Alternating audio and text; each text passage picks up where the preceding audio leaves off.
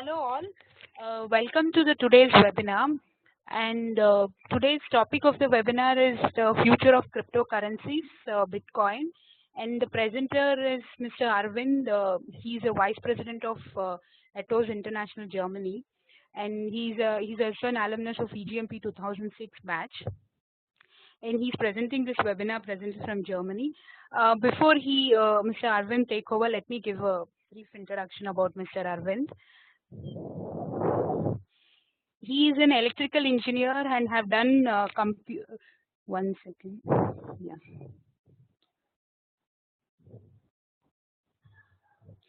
He is an electrical engineer and have done advanced computing from CDAC, and he is also an alumnus of Oxford University. He has spent his career in the IT field, providing strategic consulting to banks and financial institutions. Currently settled in the city of Hamburg in Germany and working as the vice president at Atos International Germany. He's passionate about teaching, travel, and photography, and has traveled all over the world. And as a part of his giving back to the society, he has been mentoring the MTech and MBA students in some of the German universities. He's also the president of an NGO in Germany that works in the area of education, renewable energy, and agriculture. And by default, all the participants, your audio will be muted. If you want to ask any questions, please type in a chat window, and presenter will be able to take the questions after his, he'll be having like 40 to 45 minutes his presentation will be, and after this he'll be able to take the questions. Yeah. Over to you, sir. Thank you very much, and good evening, colleagues. It is really great to be here and making a presentation before such kind of august audience. A slight, I would say, a slight modification in what Sushma says. Understanding that this topic of cryptocurrency, Bitcoin, and things like that, it is very much relevant today, and it is making so much of a buzz in today's world. I would prefer to make this interaction a two-way communication rather than just one way. So I'll prefer that as soon as you have a question, please type it in, and I'll prefer to take it up immediately as soon as possible or whenever it is relevant. Because if I pick up the questions at the end of it, number one, the time is never sufficient. And number two, I move out of the context. By the time I'm talking about the future, you may have certain question about the technology or how it is done. So please type it then and there, and I'll prefer to pick it up immediately. So I hope that all of you can see my screen because I'm in the presentation mode now. Yeah. So many thanks, Sushma, that you introduced me, and I really wish that I had such kind of a introduction about myself in my own CV. It is really wonderful. Thank you so much for that. So with this, I'm introducing it. Okay, I hear that Rajesh cannot hear anything.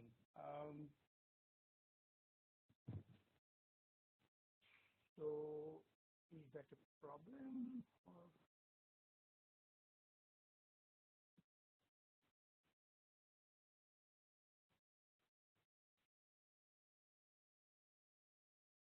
Sushma, am I audible? Actually, your voice is clear, but only thing is it has to be a little louder. I can hear you. Yeah. Okay, fine. So, okay, let me just get ahead with the presentation now. So now we have already been talking about the cryptocurrency and all these things. So let me just go back a lot into the history and just say that what is the history of the currency.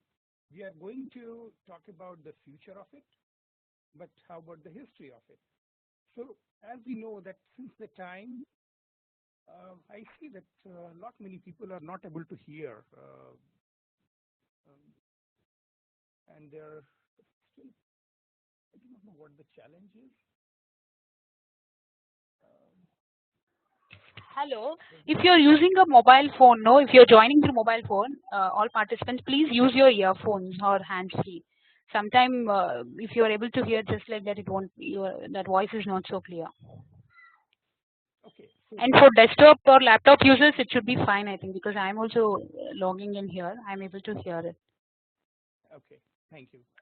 So let Yeah. us go to somewhat into the history of the currency. As we know that since the mankind started evolving, we came out of living in the caves, we started the bartering system. So we did have the barter where, I mean, people could exchange the goods from X to Y, and they could, between themselves, they could decide about what is the right form, what is the right quantity, and things like that.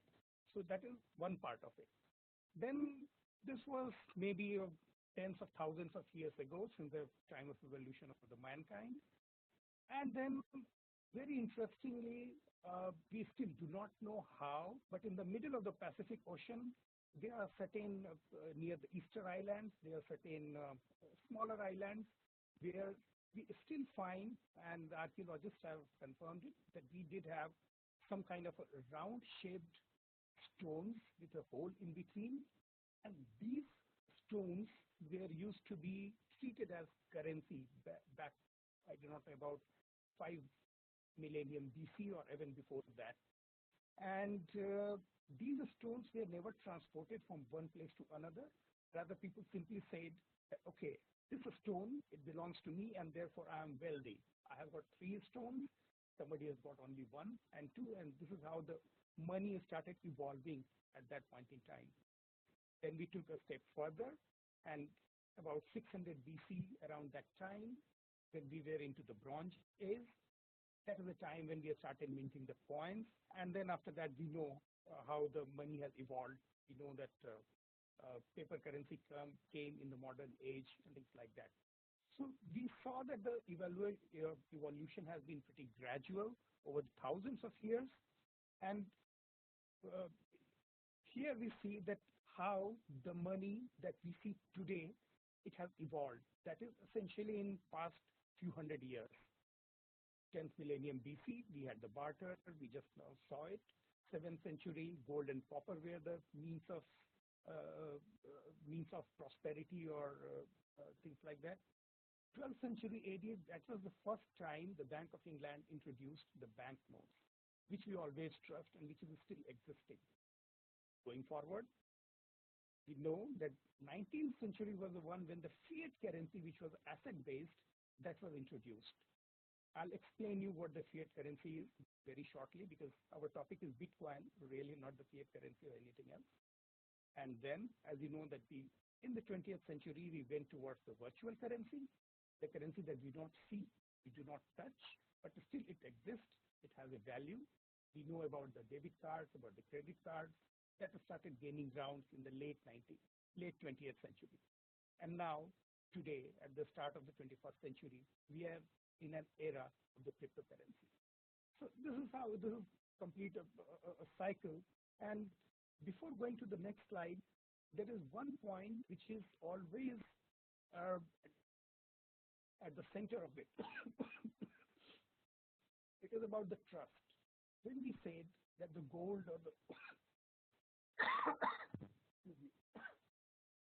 gold or the copper or the silver, and we started saying that, okay, gold is the medium of measurement for the currency or the copper. Why is that people picked up gold? Why not something else?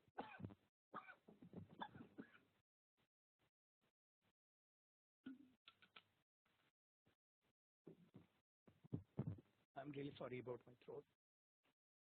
So this was the trust because when people started looking for something substantial, which is precious, which can really become a medium of exchange, gold was hard to find, and that is how it started getting into the currency form, because something which is precious, people would like to own it more, demand would rise, supply would fall, and that is how the price would be decided. Now, we all understand that if you have 10 grams of gold, this is what the value is, 30,000 rupees in today's terms. We all know about that. But how about the notes? It's nothing but a piece of paper. Now, this piece of paper is called a fiat currency, only because in earlier days, this fiat currency used to be backed up by assets. Say that for each 100 rupee note, if you take it to the Reserve Bank of India, they are obliged to give you either gold or services or goods worth 100 rupees. Now this got changed. What happened now is that the gold part has been taken out. Now the Reserve Bank of India is mandated to pay you either goods or services worth 100 rupees. But it is the government which is standing behind this currency, which is saying, okay, I stand behind. And when you read the wording on the notes, the currency note that we have, I promise to pay the owner of this note a sum of 100 rupees. That is called the fiat. And that fiat comes from the government. So if you trust your currency, you must trust your government. So that is how the word of fiat currency came into the existence. Slowly, this fiat currency gave way to the virtual currency. We said, okay, fine, I have 1,000 rupees lying in my bank, but here is my credit card or here is my debit card. I'm making a purchase of 500 rupees. All that is done through electronic means is my 1,000 rupees is reduced to 500 rupees, and I am eligible to receive goods or services worth another 500 rupees. So nobody exchanged anything, not even the paper, not even gold or copper or silver or anything, but it is just the trust in the whole system that brought into it. That okay, if my account says 1,000 rupees, I know that I'm assured of 1,000 rupees worth of gold or silver or thing. Now, we are slowly coming into the cryptocurrency because that is the topic of our talk today. Why did cryptocurrency come into existence? We were happy with our credit card and the debit card. We were feeling secure that if we are moving on the street, nobody can rob us. Even if somebody robs it, it hardly matters. Next day, the bank would replace my credit or the debit card. The origination was the financial crisis of 2008. The whole world really was shocked to see that the finest brains of the financial world sitting half the world into the United States, in the Wall Street and all those big banks, they could bungle so much to bring the global economy on its knees. That was the first starting point. And then what happened? That was first point. Second was, that was the time when technology was rapidly changing. We had just come out of the dot-com bust in year 2000, approximately in the year 2000. We had this dot-com everywhere. It was X.com and Y.com and everything. So there were a bunch of people who were ready to experiment with the new technology. They were doing a lot of work behind the scenes without much success. And this financial crisis gave them some kind of a voice.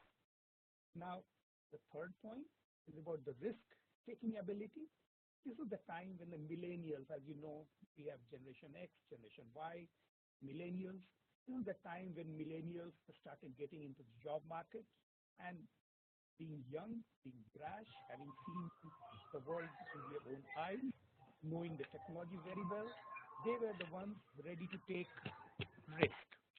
So any experiment that happened wherever, in the US or in Europe or in China or wherever, there were people to experiment it, note it down. The fourth, low barrier to entry. Because of all these reasons, the government had relaxed quite some rules to experiment with new technology, not just in the financial world, but even many other places. You look at automobile, look at space exploration, you look at agriculture, you look at supply chain. Everywhere the new technology was getting introduced. And that is where governments were under pressure to create more jobs. So the barrier of entry were Hello? low. Hello? Yeah, Sushma. Yeah, sir, I'm receiving a complaint regarding the audio. Can you be closer to the mic, sir? Can you talk? I'm making it very, Now I very can close. hear properly. Okay, See, then I this make is it. audible now. Yeah. Yeah. Okay, fine. I make it this way. Fine. Yeah. And yeah, and I switch off my audio video, so there is no dearth of bandwidth. So I was talking about the low barrier of entry, and so these were some of the points which ultimately led that, okay, there is a new technology which has come into existence. Can this technology be used in creating a new currency altogether? somebody known as Satoshi Nakamoto started thinking about it, and he went ahead and created something which is known as blockchain and the Bitcoin. Why it is not advancing? Okay, just give me one moment.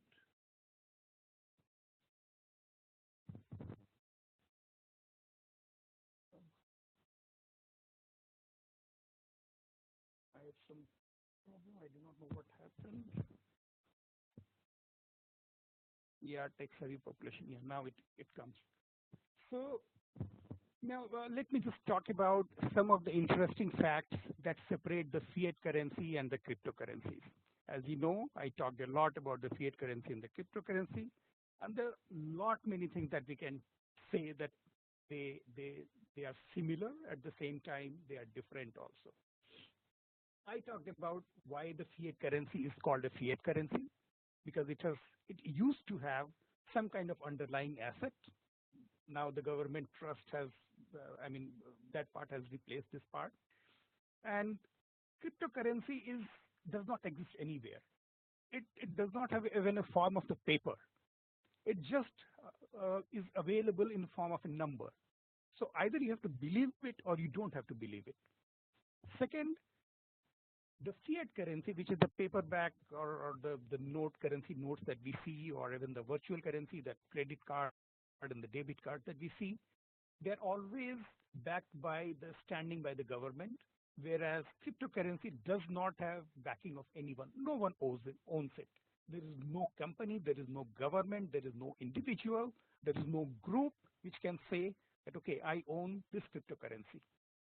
There is nothing. It is just about a bunch of people moved by certain motivation. They have started their own currency. Then the next one is about the trust. I talked about the trust, that if you trust your government, then you trust your currency also, because government says, I'm standing behind this currency. If you have got 1,000 rupees note, I take the responsibility to pay you 1,000 rupees, either in the form of goods or services, and you trust government, and therefore you trust the currency. In the fiat currency, the regular currency, be it dollar, be it Indian rupee, be it pound or anything, the central bank, there is always a central bank that monitors the change of value based on the GDP of the country, based on exchange rate, and multiple other factors, certain risks. Whereas a cryptocurrency is completely left to the speculators. The more you market, the better it is. The value spikes up. The last point in the set one, which is the potent medium of social change. This is very interesting. I'll give you one example here. Of course, as you know that once we had this paper currency or even the metallic currency, the wealth which used to be concentrated in a few hands, that started getting distributed. Similarly, here in the cryptocurrency also, it is a very potent medium of digital change. Now, maybe we are struggling with to reconcile to the fact that how we have a fiat currency and at the same time we have got cryptocurrency. How do we do with it? How do we really make our lives better with both of them?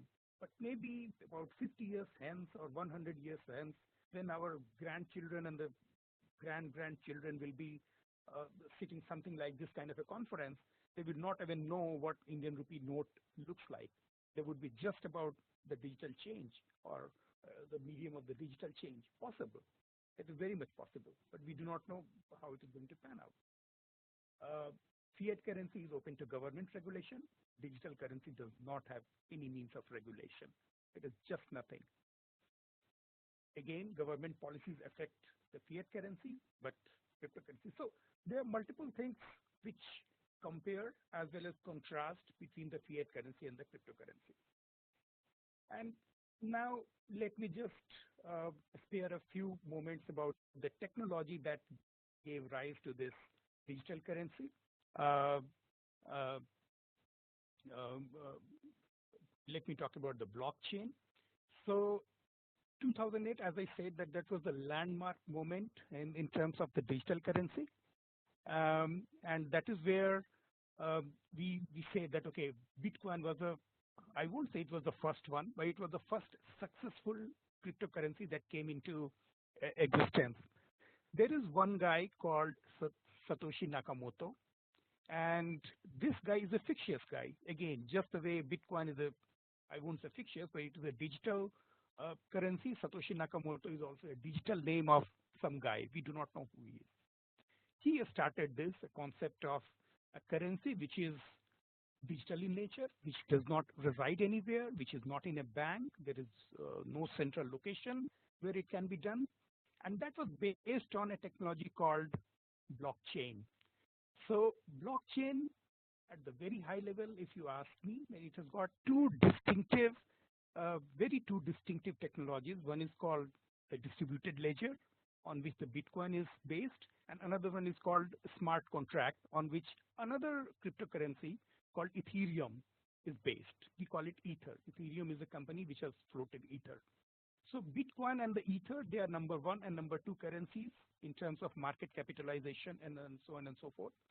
And this guy, Satoshi Nakamoto, who invented Bitcoin, he, in fact, normally, as you know, that any currency is divided or subdivided into 100 parts. Indian rupee is subdivided into 100 paise. $1 is divided into 100 cents. 1 euro again in 100 cents. Satoshi Nakamoto, maybe he could foresee the future or something like this.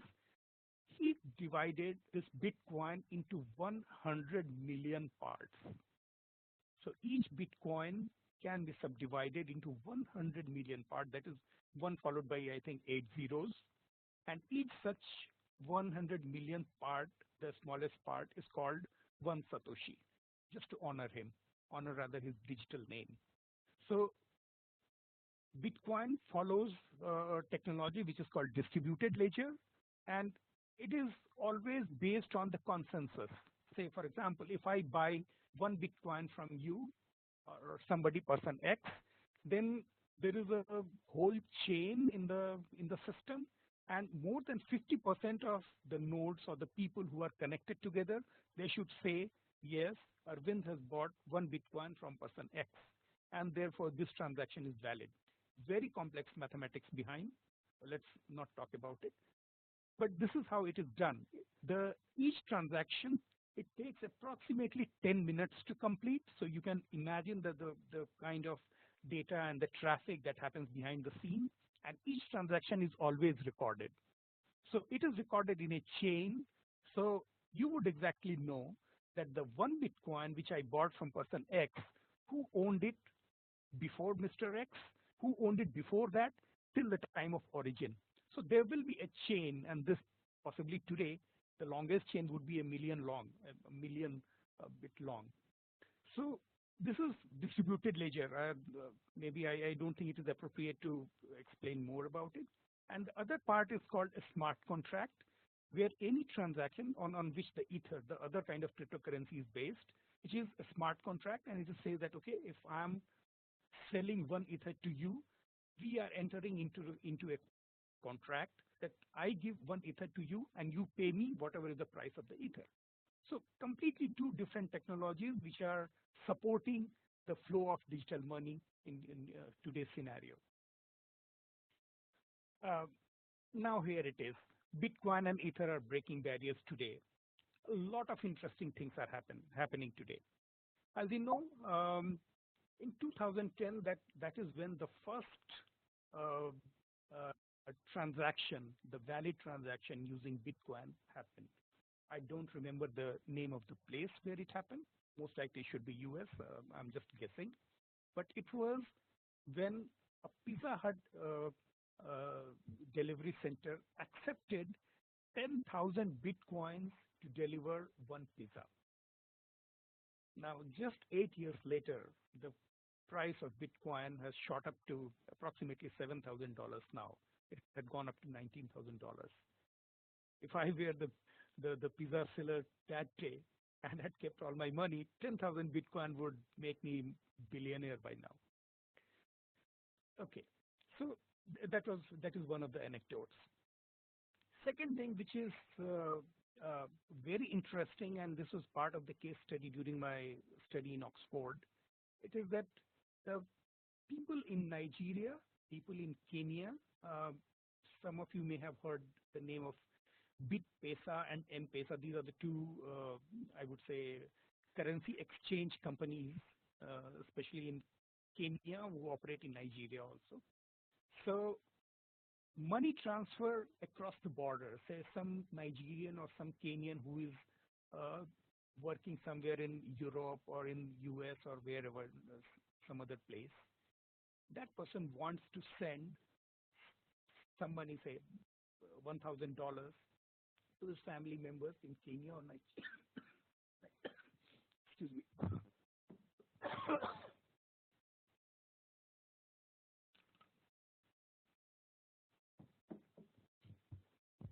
Yeah. So Kenya or Nigeria. Now what happened in our earlier days, we had different ways of sending money. We could use uh, uh, Swift messages, we could use physical transfer, we could use wire transfer, but each of these things, each of such transfers used to pass through multiple channels. There were multiple players in between. Mainly because the bank in Kenya did not recognize the bank in the US. The sender bank and the receiver bank did not have a connection between them. They did not have a working connection between them. So Bank X, the originator bank, would send it to somebody else. That person would take 1.5%. That X will send it to somebody else. That will take another one, and so on. So finally, when that $100 or $1,000 reached in the form of Kenyan shilling or Nigerian naira into the hands of the users, the person had already lost approximately 12% of the value. 12% went to the banks and the supporting banks and all. And this is exactly when you use the credit card today. At times, you might have seen that the merchants ask for 2.5% markup. So they would say, okay, there is a credit card transaction charges for 2.5%, particularly if you try to buy something as ornaments or something like this. Why the 2.5% is coming? Where does it coming from? Where is it coming from? It is coming from because you are holding a Visa card. So the moment you swipe your Visa card, the transaction does not originate at your bank and goes to the other bank, the receiver bank. Rather, it originates at Visa.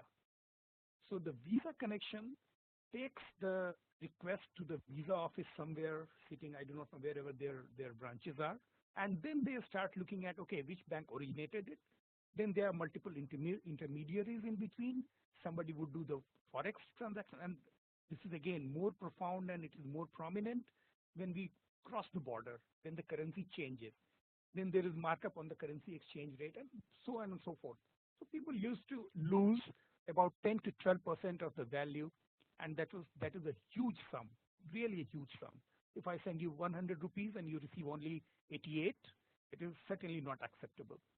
Then what these guys, BitPesa and M-Pesa in Nigeria and Kenya, they started doing is, the moment I have to send 100 rupees to someone in Nigeria in the form of naira, local naira, the M-Pesa office would receive the request online, completely online, and say, okay, 100 rupees accepted. The moment they accept my 100 rupees, they'll convert this 100 rupees into Bitcoin immediately. So they would purchase that Bitcoin, and then they would instruct their Nigerian office to take that Bitcoin. Suppose they could buy maybe 3 or 4 or 10 Satoshi, so much. So they would say, I already have a deposit of 12 Satoshi, for example, in cash, 12 Satoshi in Naira. I have received this payment in Indian rupee. You pay it back in the form of Nigerian Naira. So this person receives Indian rupees, converts it into Bitcoin.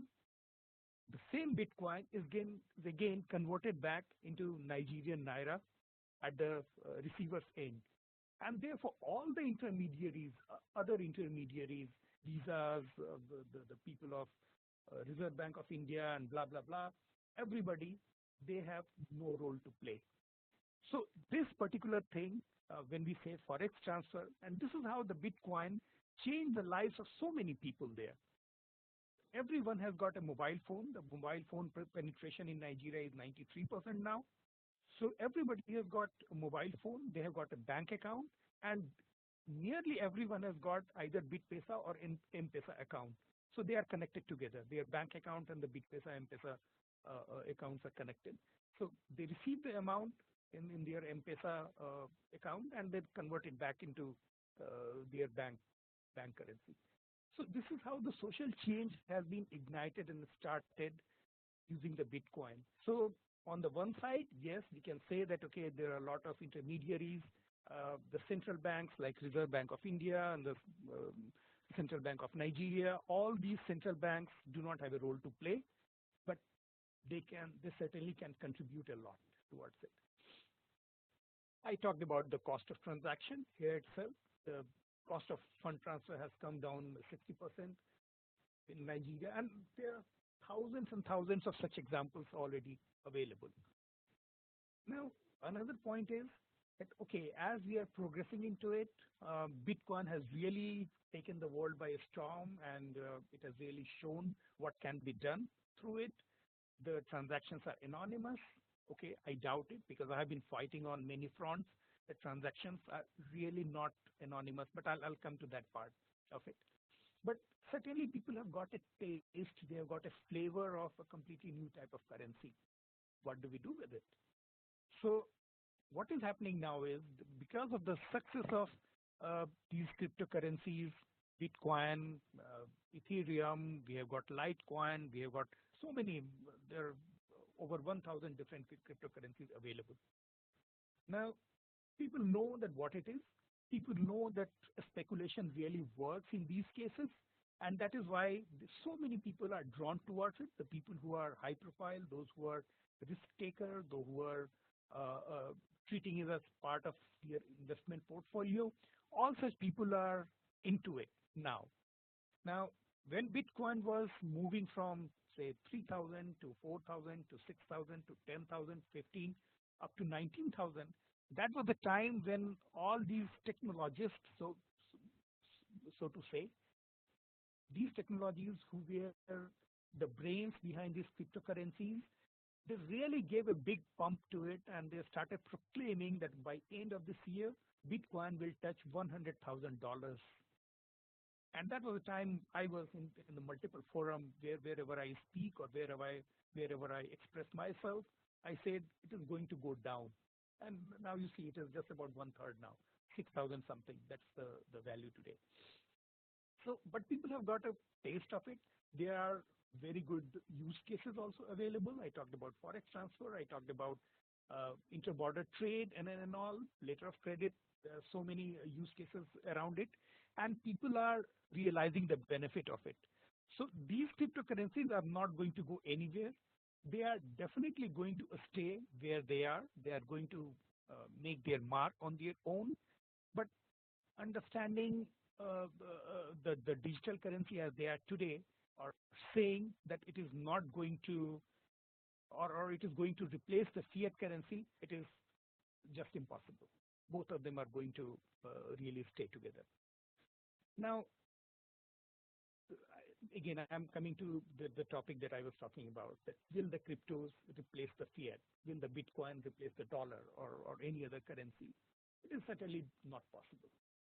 Number one, as we know that in the world, we have 73% of the people who do not have a bank account, who are unbanked.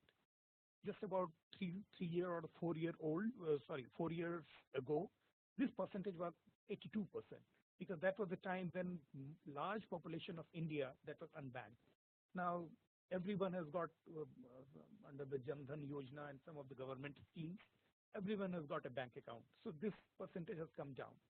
Now, such kind of population who do not even understand what is the benefit of having a bank account, what is the meaning of banking, what is the meaning of a formal channel, what is currency.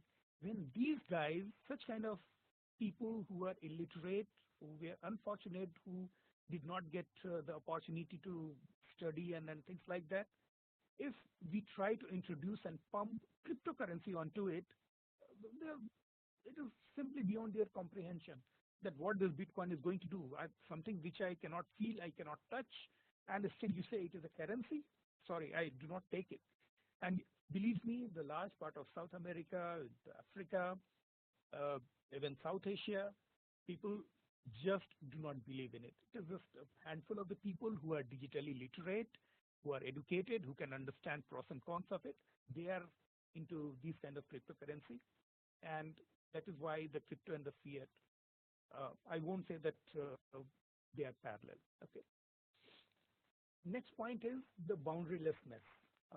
We know that when we talk about the cryptocurrency, of course, it has got many advantages. Just now, we heard about this Bitcoin coming in between the cross-border currency exchange from US dollar to Kenyan shilling or Nigerian naira. So these kind of things are going to be facilitated a lot. We know that when the trade happens between two countries, there is letter of credit, then there are the shipment, billing shipment, and the insurance, the multiple kinds of insurance that go into it. All of them have got, all the players get their own cut into it, their haircut. So the price to the end consumer keeps on increasing. But if you've got just one proper nomenclature, this particular thing again is an advantage so far as Bitcoin is concerned. One proper nomenclature that happens to be Bitcoin, then we can cut down a lot of such overheads. We speak single financial language, maybe Bitcoin, and in those cases, and then we can definitely bring down the cost of transactions. Then we say this one is a negative point on the cryptocurrencies, that it really aims to bring down the intermediaries, whether the intermediary is a government or this is another player, that is completely immaterial. But when a government, of course, the population is under the control of the government all the time. When the government sees that its control over the currency itself is going down, do not expect government to just sit down and do nothing. As you know, I think today morning I was reading the newspaper where India is preparing a plan to ban all the Bitcoins and the cryptocurrencies. And all the banks have already been instructed not to trade into the Bitcoins. That is the first step. There are many other steps that will come. So no government is going to lose control. And that is where the dreams that the proponent of Bitcoins and the cryptocurrencies were showing us, saying that, okay, Bitcoin is going to be the currency of future, at least not in coming 10 years or coming 20 years, that is not going to happen. It may happen a century later, I really do not know. But government is not going to lose control over its currency, because then there is no meaning of governance then. Where is that? Next is about the asset. This particular point is interesting because when I was watching I have been watching Bitcoin since it was approximately $800 or $900 to one Bitcoin, till up to $19,000, and now back to about 6,000, maybe 6,500. Very interesting part. Up, that was the time when the governments worldwide, the world over, they were just relaxing and sitting and doing nothing practically. But as and when this, some of the governments started doing the mathematics behind it, that where the money is coming from, why is that the Bitcoin was $900 yesterday, today it is 915, tomorrow it is 1,000, and so on. Why it is appreciating so fast? Then one factor came up is certain countries where the money transaction was very constrained. Those current countries were trading heavily in Bitcoin. Take the example of North Korea. Maybe I don't have a figure because North Korea does not publish any financial figures, but many, I would not be surprised if about 25% of total Bitcoin would turn out to be controlled by North Korea. So these kind of things, these countries who were completely constrained, and similarly about Venezuela, you look at Zimbabwe, completely constrained economies, They were looking at Bitcoin as a means to escape the conundrum that they had created for themselves. So they treated these Bitcoins as an asset. So demand soared, supply, it is always constrained because so far as Bitcoin is concerned, only 23 million Bitcoins can be in circulation. That is the maximum limit which has already been established at the time of uh, bringing Bitcoin into the life. So 23 million Bitcoins will be there in the whole world at the maximum. It can be minimum. Minimum does not have any limit, but the maximum has got 23 million. So when the supply is constrained, demand was really pushing the prices high. And people were treating it as an asset, particularly in those countries.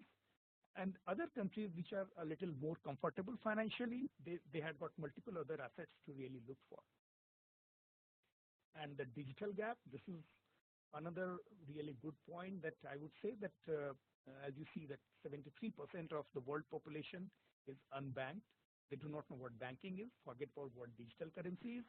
So the gap between the developed and the developing countries, it is really not going to come down maybe even in 100 years. Some of the least developed countries, maybe they'll take a step more. Developed countries are not going to lose their hold over this entire economy and the global financial and the transaction systems. They're not going to really let go of their control. So this digital gap is going to stay. And because of this digital gap, if somebody says that Bitcoin, that is going to be currency of the future, sorry, I disagree. Now, where are we headed? Maybe in the next 10 years.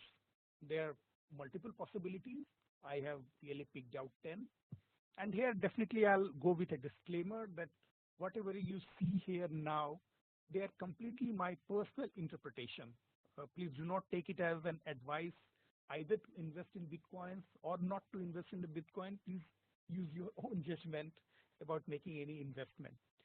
So as I was saying that people have got a taste of cryptocurrencies, Bitcoin, Ether, Litecoin, and so on and so forth. Now, people have seen the advantages also because barriers are coming down and the cost of transaction is also coming down. So there's definitely a benefit. So people are definitely going to not really letting go of these cryptocurrencies. And because of this, fiat currency, I do not see that any of the cryptocurrency will be able to challenge any of the fiat currency in near future. So both of them are destined to live together. To what percent, to what extent, we cannot say right now. But as of now, as you know, that the total market cap of all the cryptocurrencies worldwide, last month it was $450 billion out of the global economy of about $75 trillion, if I'm not wrong. I have some doubt about this $75 trillion. But out of $75 trillion, $450 billion is controlled by this cryptocurrency. Now, till I think yesterday was a Friday, yes, I checked the report from the World Bank, and then the value of $450 billion, it came down to 323 or something like that. Again, don't remember it. So within a matter of about 3 weeks' time, the value of cryptocurrencies depreciated by over 25%. And this is not a good sign. Now, when this kind of fluctuation happens in the value of any particular currency, then there is definitely a need to be a bit more conservative. That is why we say that people are now using Bitcoins and the cryptocurrencies as a medium of investment. As you know, the taxation system with the introduction of GST, introduction of, I don't know, so many, when the government is trying to plug the loopholes available in our transaction and the financial systems, some people who have gotten their wealth not really very cleanly, they are feeling the heat now, and they are trying to escape.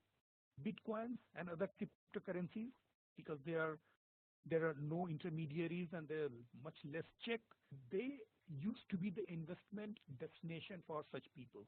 and a lot of money was pumped into it. And that was one of the reasons why the price soared up to 19,000 and so on and so forth. So people are using it as a means of investment also.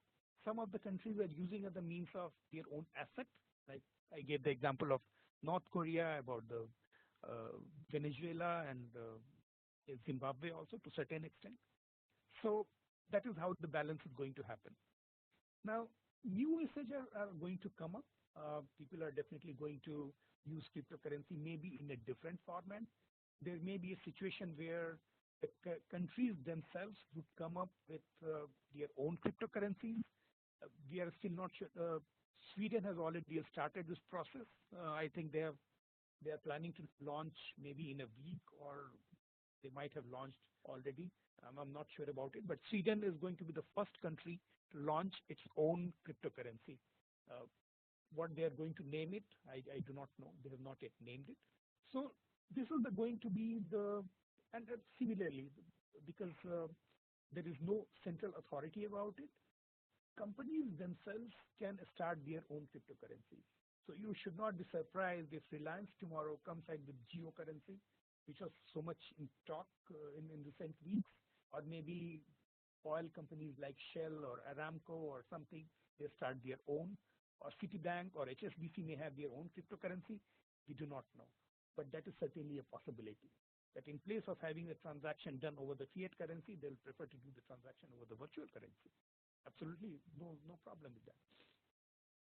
Cryptos definitely are going to take the fancy of the people, some of the people, not all.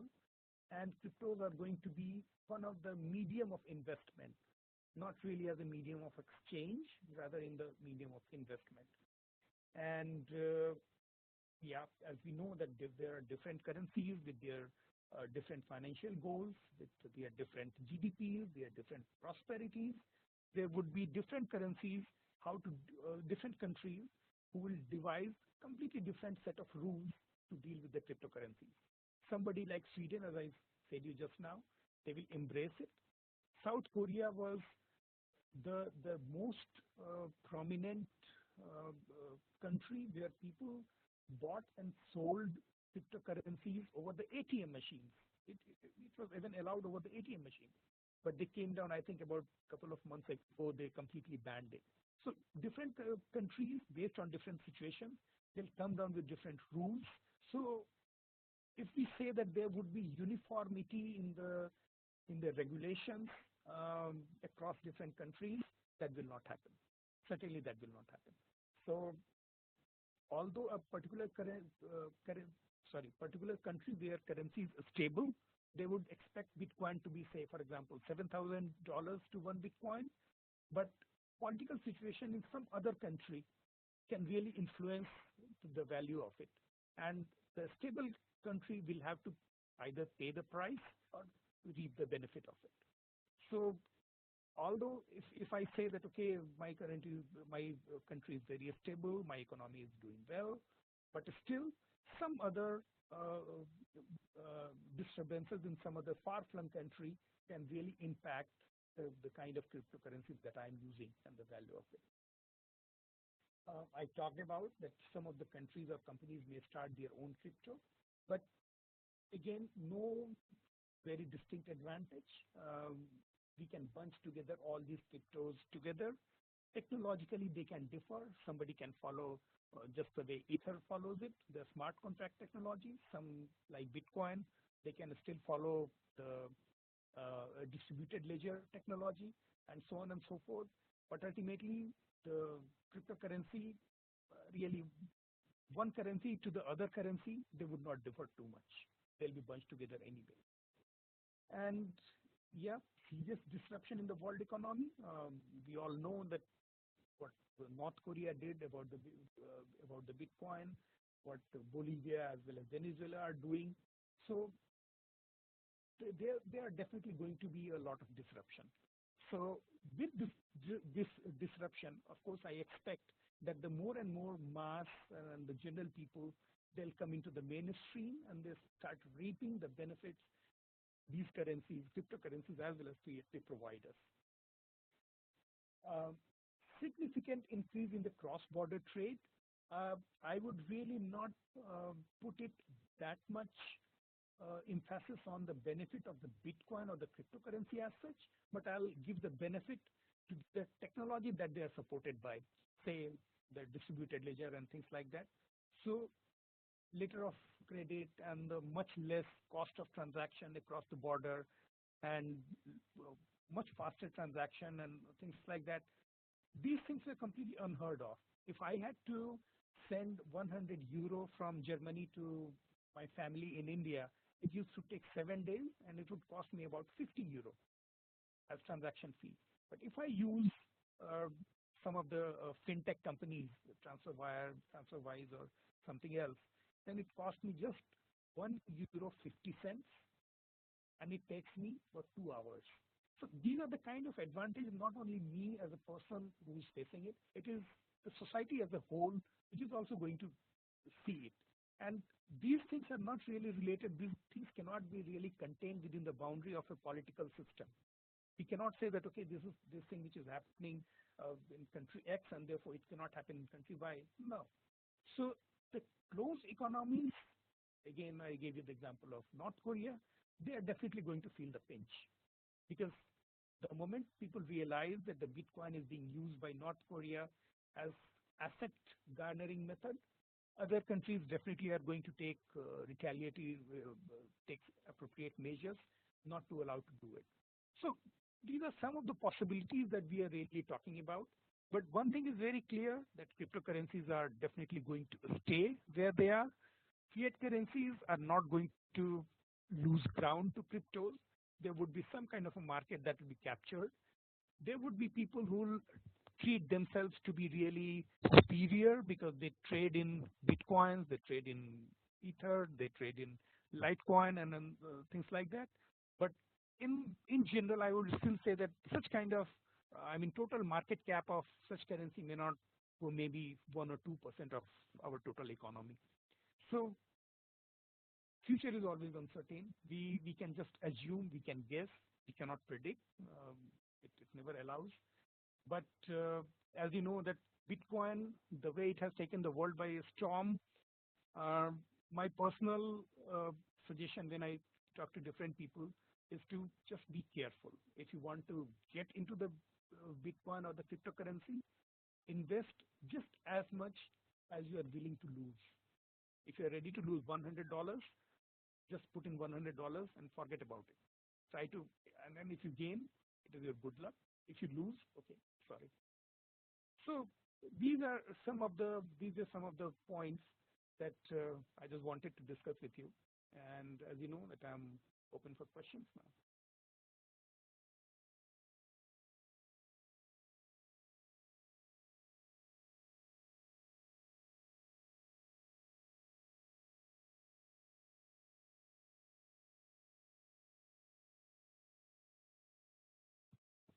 Any questions?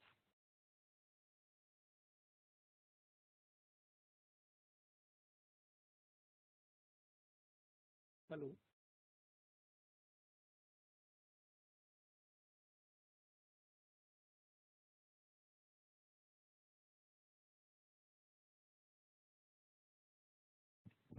Okay. We have quite a few questions. Okay.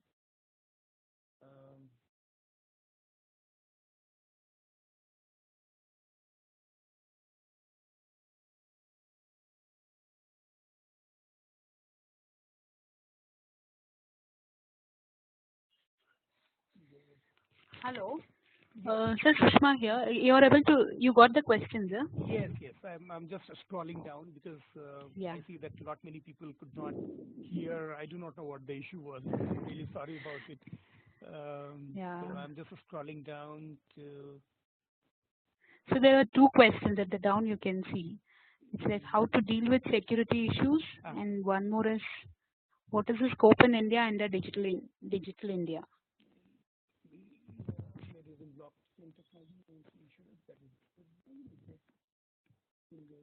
Yeah, quite a few questions. That's good. How to deal with security. So actually, you can stop sharing your screen. I think, in the sense, the desktop. Yeah. Yeah, now it's better. Yeah. Okay. So let me start. Okay. Deal with security issues. So let me take this question that how to deal with the security issues. Number one, the security in the cryptocurrencies, it is as secure as your wallet in your pocket. There are lot many people who say that it is absolutely secure, it is this, it is that. But just last month, I attended another, I would say, a global conference, and I raised this topic to just my colleagues because I was speaking on a different topic and some other people were speaking on a different topic. Uh, when I own, say, 10 Satoshi of Bitcoin, that is 10 chunks of 100 millionth part of a Bitcoin, then essentially speaking, I'm getting one digital certificate by the owners of the Bitcoin saying that I am the legal owner of 10 Satoshi. That is fine. That certificate is digitally signed by the group which authorized this transaction. Now, this digital certificate has got a digital key and it always works on public and private keys. You may be knowing about it. So public key is something that for everybody to see, and through the public key, people can see that, okay, Arvind is holding 10 Satoshi. That is also possible. That doesn't happen, but people really mask it. That doesn't happen. But the private key which is given to me, it is completely private, which is a kind of a key to my lock of my house. It's just like that. So if I keep my private key on my computer, and as you know, that breaking into a computer using any of the very popular hashing algorithm or anything, it is not very difficult. So if someone knows that, okay, Arvind is owning 10 Satoshi and he may get interested, he can hack into my computer and look for my private key. The moment he gets my private key, my entire money is gone. So there are people can say a lot about the security part of it, that it is unhackable. We have done SHA 256 algorithm and so on and so forth. It is only till the time they have issued you the private key. The moment you lose your private key, you're gone. I mean, it is as simple as that. The one who takes your private key will wipe out your entire account. And this has not happened just once. It has happened many, many times. The total loss in the cryptocurrency during such transactions has been estimated to be over, I think, over $2 billion so far, out of the total market cap of about $323 billion now. So it is very vulnerable, but it is not vulnerable to the common people. It is vulnerable only to the people who are really experts in their trades. So this is how I would say that security is taken care of. I'm not too much a big fan about the security or anything. It really leaves me vulnerable. Okay, the second question I see that what is the scope in India under the Digital India? I would say that awareness in India about the Bitcoin, it is not as much as it should be. I mean, being here in Europe, I'm interacting with multiple people, and I would have expected to really see that not much activity, not really on the trading on the Bitcoin or the Ethereum, but really supporting the technology part of it. There are very few people in India who are into the game of mining the currency. Mining currency, that means creating the new currency. And what I really mean is that, as I said, that there is a cap, the upper cap of 23 million Bitcoins, but there is somebody who is creating those Bitcoins and sending in the market. There are very few people in India who are doing it. Number one, because of regulations. Number two, because of the general fear around, because we are very typically Indians are a bit cautious people, good for us, yeah. So that is one part of it. Second part, when we look at it from the Digital India perspective, I really see that the kind of regulations Reserve Bank of India is bringing along, it is really going to make a lot of disturbances in the financial world globally. I think my personal opinion is that the policies that Reserve Bank of India is going to make towards digital currency, it is going to be very much at the top of the league, top of the tire, which is maybe equivalent to what South Korea has done or Sweden has done. And I would not be surprised if India or Reserve Bank or maybe Ministry of Finance comes out with its own digital currency. I would not be surprised. But yeah, as you said, as I said, that security is really going to be a problem, um, and there is no definite hard and fast rule or a rule of thumb that we can apply and say that okay, now my transactions are secured. So that is why you see there is so much of hangama going around about security of Aadhaar and all other things. Aadhaar, these things are very mandatory, and these things are bringing us into the digital life. That is the only way forward. But we have to be really careful about the security part of it too. Um, how you see the government involvement will help to grow this market. Government will not help to grow the market. Government can only enable people. Government can educate people. Government can facilitate people to get into the market. Just the way government can make certain rules easier or certain rules tougher, as you know, that exactly happens with the securities market also. SEBI creates certain rules today, and maybe if it is not really working, it changes tomorrow. But I definitely see that, particularly in past couple of months, I have seen the Reserve Bank of India's statements, and that gives me a lot of confidence that maybe India is not going to be left behind in this digital race. Certainly not.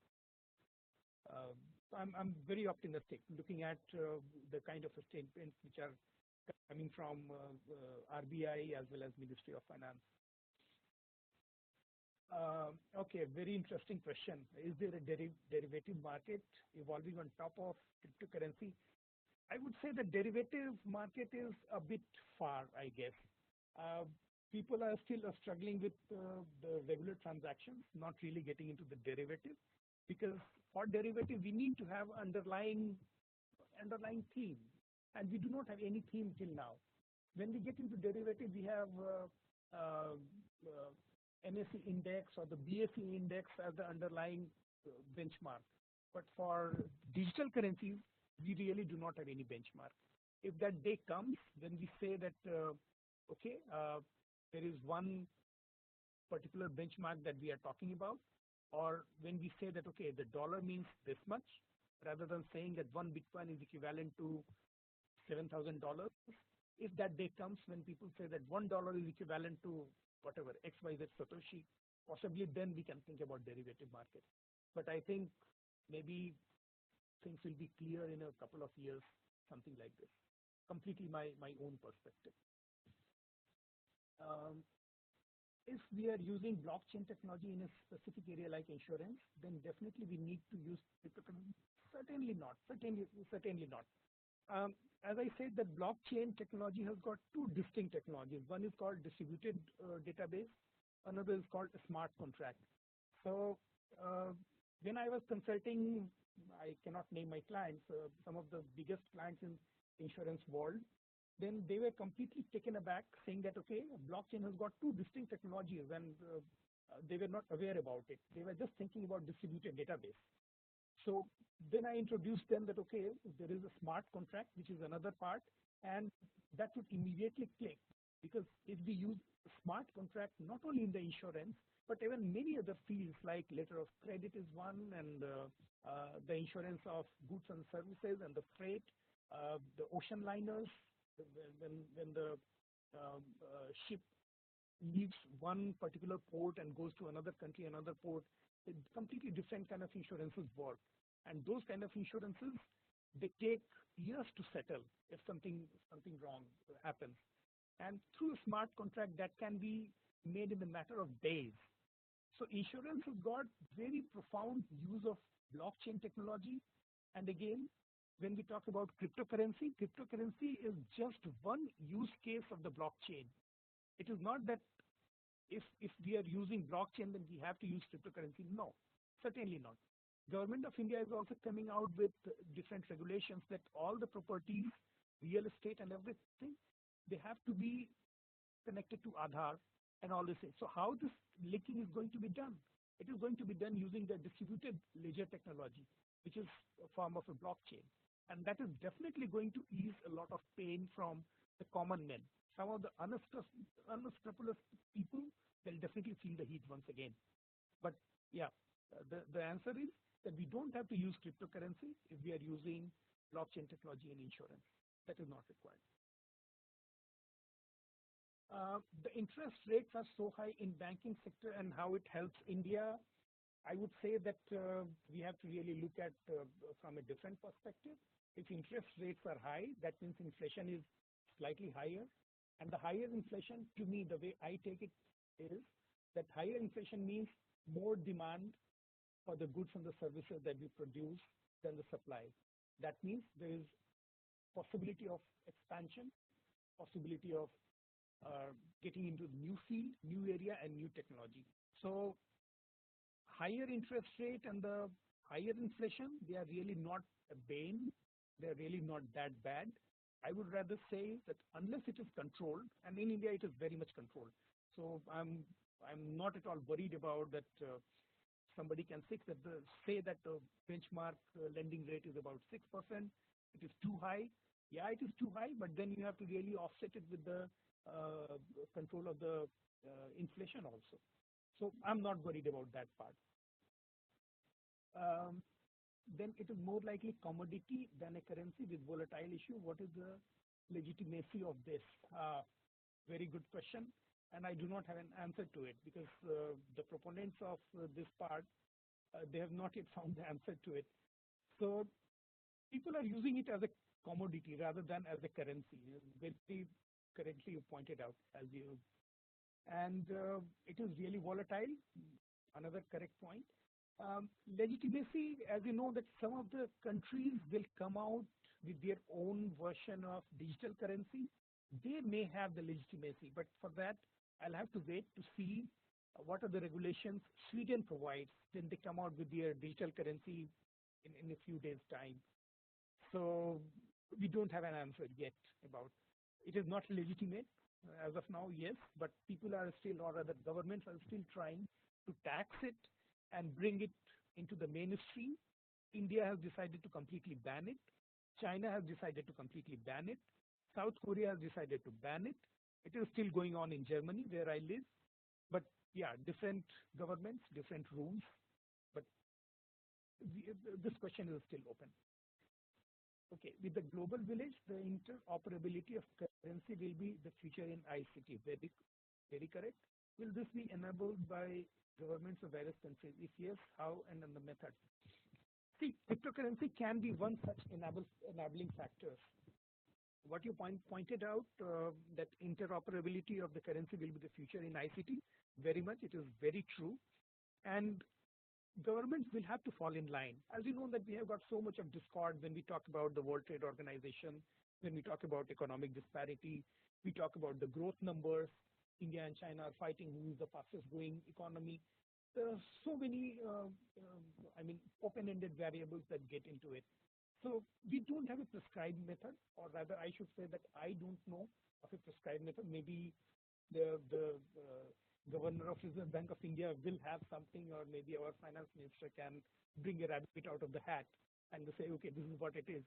But this is, I would say that this should be our end goal when we say that currencies are interoperable and therefore we are moving towards a very uniform society. I would say still the time has not yet come. Maybe we can look up to the future for that part. How can we use in agriculture sector to avoid middlemen in the transaction? This is another fantastic question. And during my introduction, Sushma said that I'm working as an NGO. I'm president of an NGO who is working in the area of agriculture, education, and energy, renewable energy. And that is where I am trying to use blockchain, not just blockchain, but this cryptocurrency and all such methods, artificial intelligence, into making the agriculture more sustainable for our farmers. They are the ones who are completely they are completely marginalized. They are the most marginalized section of our society, most important ones, and they are the ones who get the least attention. This is my completely personal endeavor that let me try to do something about it.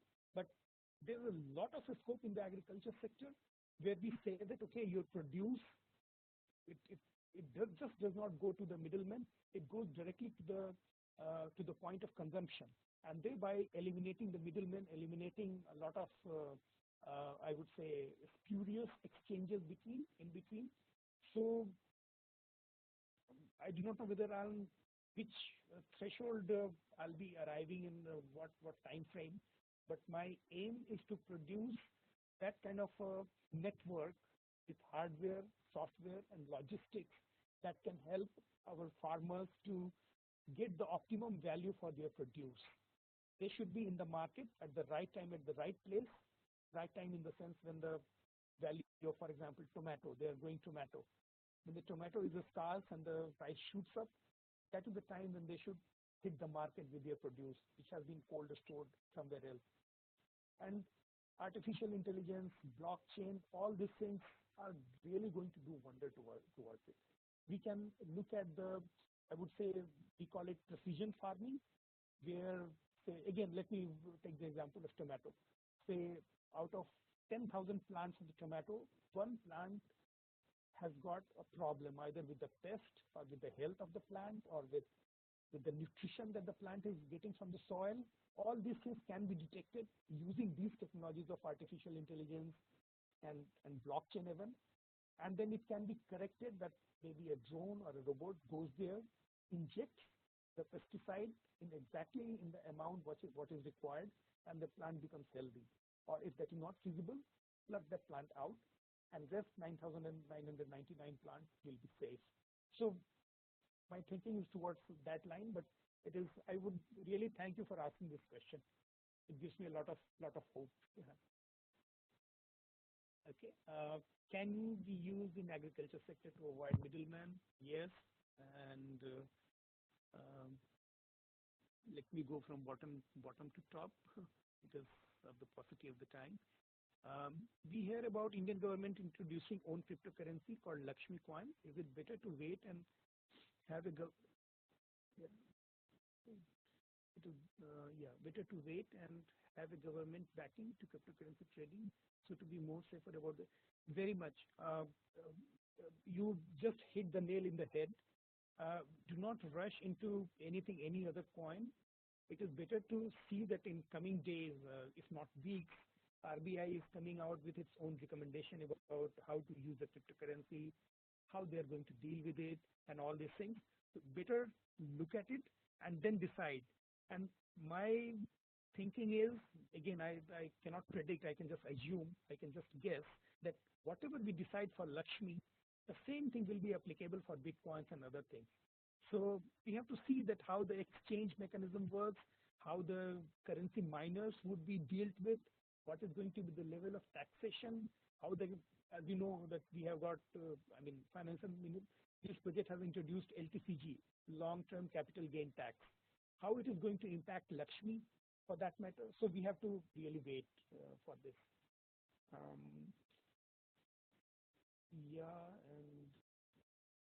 Okay, can we extend the blockchain technology to other sectors like issue of Aadhaar, voter card, land records? Issue of Aadhaar and land records, it is already being worked on. I was talking to some of the people in the government also, because I'm part of the Indo-German Gesellschaft, Indo-German Chamber of Commerce also. So I get to know that what government of India is thinking and how the government of Germany is responding about it. So blockchain technology is definitely being used in Aadhaar now, just to avoid the duplication, that if somebody steals my Aadhaar, he should not just go ahead and start applying for a ration card somewhere or taking a phone connection somewhere, opening a bank account somewhere. So blockchain is definitely being used now. They have already started it. And land records, it is being done now. Voter card, it would be a fantastic idea if we could do this, but this is we'll have to take a political decision about it. No political party is ready for this. So while technology is ready, the national will or the national mood really opposes it. So we'll have to wait for that part.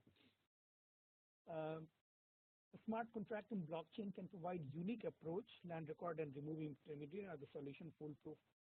I won't say it will be foolproof. It will be very, very secure, I would say. Number one, that the records cannot be fudged. Once it is written, it is distributed immediately to, half the world. And somebody tries to make correction or malpractice in this, in place of Arvind's name, it puts somebody else's name, then it is just not feasible. Just by design, the whole transaction will be rejected, will not be accepted. So technology is certainly there to help people like this.